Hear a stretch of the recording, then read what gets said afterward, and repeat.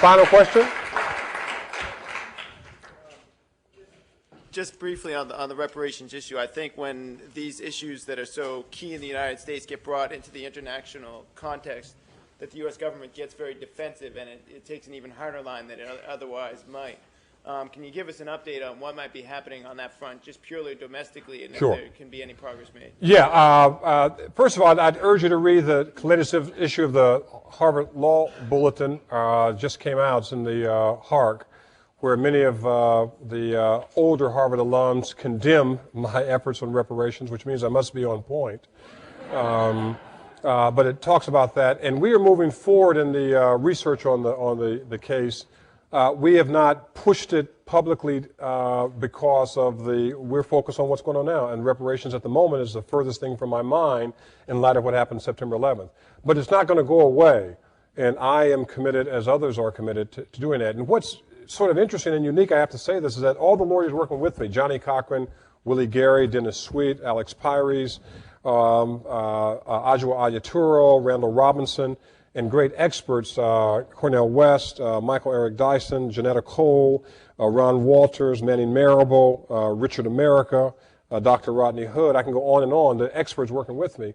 Everyone is working on this case on a pro bono basis, which is just incredible because, and that was my insistence, if we're going to do this, this is not about money. It is about money in one sense, but it's about something else. It's sort of about getting respect in the 21st century for what happened in the 16th century. And if a nickel is never exchanged hands, America will know what really happened. I mean, you will be educated. Most of you have some of you may have done extra homework, but most of you have your sense about slavery based on having watched a few episodes of Roots, right? Maybe the Amistad, right? I mean, seriously, I mean, what do you really know about slavery? And I'm not talking about whites, this is everybody, right? We have a romantic sense of slavery because we can't imagine thousands of people being thrown overboard a ship as cargo. It's sort of like, we can't even think about that. We can't imagine the thousands in graves throughout America, unmarked graves, when they died in the fields. We can't imagine people being separated from their families. But we do have a permanent memory. Our Constitution reminds us that slavery was a fundamental aspect when we drafted our Constitution. It's still there in black and white.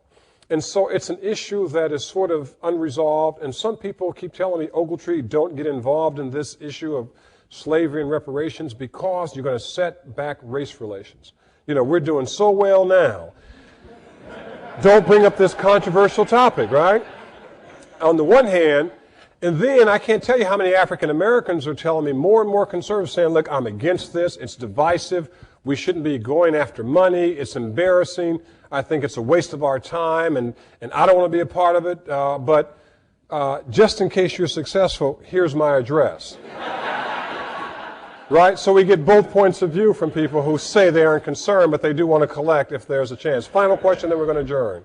Yes, it's relating to what you just said. For me, I guess I'm not very optimistic about the strides we made. I don't want to take anything away from the people in your generation who now I can go into a store and it doesn't have a sign that says I can't eat there, but at the same time, it's like a lot of the stuff is still the same thing. It's just more underground and harder to prove. And I was talking to somebody earlier about how we question ourselves just like everyone else questions us when we say we didn't get this job because of this, or a cab didn't stop for me because of this. And it's like, it's so overt, and it just seems like it's going deeper and deeper underground. So are we really like solving anything? And then talking about on a national level, if we want everybody else to address their racism issues, is it just going to keep going underground? Well, that's a very good question. Let me answer it very, very briefly so we can end this. You're absolutely right in what you say.